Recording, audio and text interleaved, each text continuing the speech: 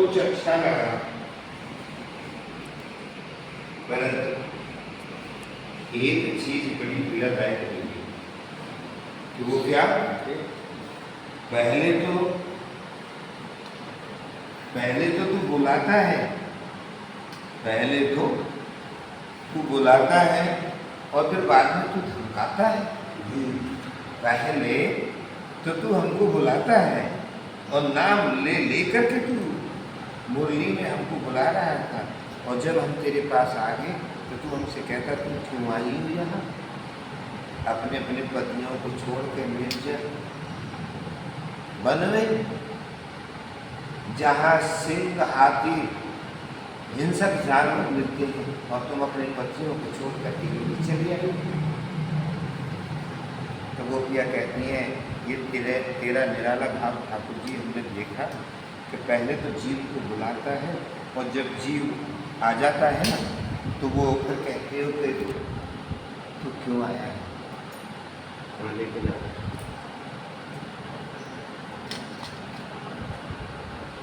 तो पहले तो बुला लेते हो और फिर कहते हो कि तू क्यों आए हो यहाँ पे। तो जब तक मानव के जीवन में बुला लेता है और जब तक वो ठोकर नहीं लगाता है तब तक मानव को इस बात की पहचान नहीं होती।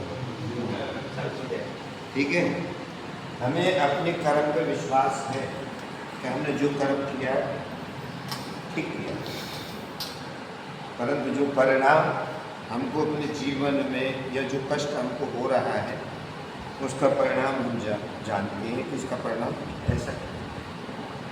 क्योंकि यदि हमारी कहीं गलती होती तो हमको सजा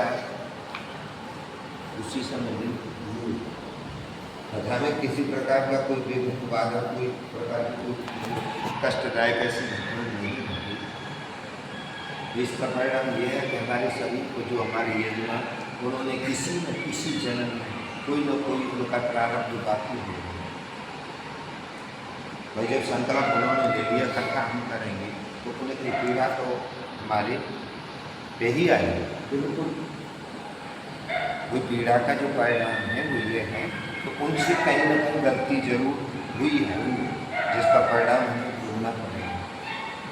ऐसे ही मानव के जीवन में किसी की मजदूरी यदि कोई करता है तो उसकी मजदूरी को वो नहीं रख सकता, क्योंकि बैठ के भजन करता है तो ठाकुर जी बैठ के भजन करने वालों की व्यवस्था वही कर देते हैं, उसे जाने की जरूरत नहीं है। जीव को कहीं भटकने की आवश्यकता नहीं पड़ती। जब उस पर आश्रित जब कोई भी जीव हो जाता है, व्यक्ति हो जाता है, तो परमात्मा ठाकुर जी उसकी सारी उसकी कारण सबको पूर्ण करता है। जो कथा हमने वहाँ सुनाई आगे भी सुनाते रहेंगे, जहाँ भी प्रोग्राम अगर करते रहेंगे, क्योंकि हमारा कार्य है कि मानव 10 नहीं सुनी तो एक ने सुनी, एक का जीवन तो कर जाएगा। ऐसे ही करते करते मानवों में परिवर्तन तो आएगा। तो हमें तो कष्ट भैया ये समाज का ही सब भोगना पड़ेगा। और परिणाम ये है कि जिस दिन से कथा होने के बाद देखो थोड़ा बहुत जरूर इंद्रदेव थोड़ी बहुत कृपा आपको जरूर बना।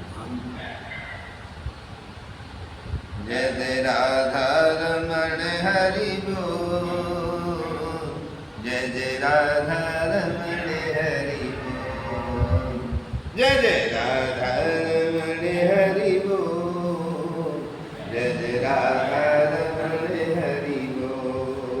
गोविंद मेरो है गोपाल मेरो है, गोविंद मेरो है गोपाल मेरो है, राधा रमण हरि बोल, जय जय राधा रमण हरि बोल। तो भगवान के किए हुए कार्य में यदि मानव उस भाव से करता है तो ठाकुर जी उसको किसी भी प्रकार का कष्ट कहीं नहीं होने देते। बशर्ते रही बात ये कि कमाई में उसका 20वां घर उसका, कहते हैं ना 19 तेरे को दे रखें और 20वें घर पे जो डाका डालेगा भैया परेशानी तो से भोगनी पड़ेगी। परंतु सेवा है 3 प्रकार की। तीन प्रकार की सेवाएं कौन कौन सी हैं?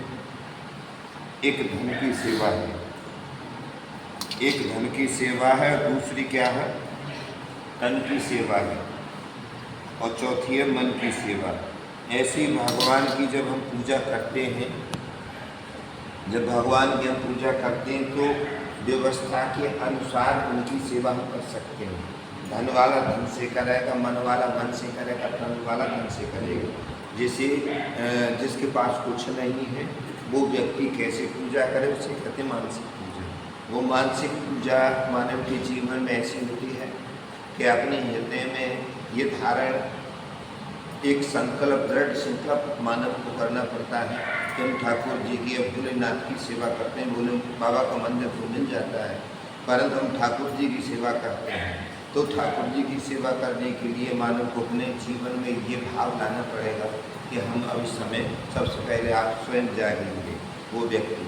और जागने के बाद स्नान करने के बाद सूर्य जब तक नहीं निकलते फिर भी उनको जल देना चाहिए, क्योंकि जो भी व्यक्ति नित्य से सूर्य को जल देते हैं स्नान करके, हम वायदा करते हैं कि उस व्यक्ति के आंखों पर कभी जीवन में चश्मा नहीं लगेगा।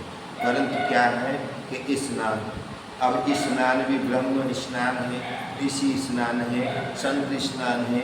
उनमें से जो व्यक्ति इन तीनों स्नानों में से कोई भी स्नान नहीं कर पाएगा, वो व्यक्ति भूतों का स्नान करेगा। जब भूतों का स्नान करेगा तो कलयुग का प्रभाव उसके सब पर भारी रहेगा। बोलो वृंदावन बिहारी लाल की।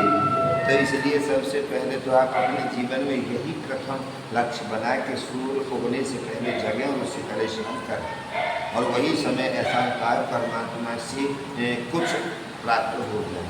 कि कुछ समय शरीर एकदम स्वस्थ होता है स्नान करके और शरीर पूरी हो जाती है। तो थोड़ी देर के लिए आप अपने जीवन में आसन लगा करके बैठे और उस पर सुमरन करें, तो आपको कार्य में भी आप जो भी करते हैं उसमें व्यवधान की मतलब बहुत कम मिलते हैं। क्यों कि जब तुम टाइम से किसी काम को करोगे तो तुम्हारे काम को टाइम उसको भी दिखाई देता है। तुम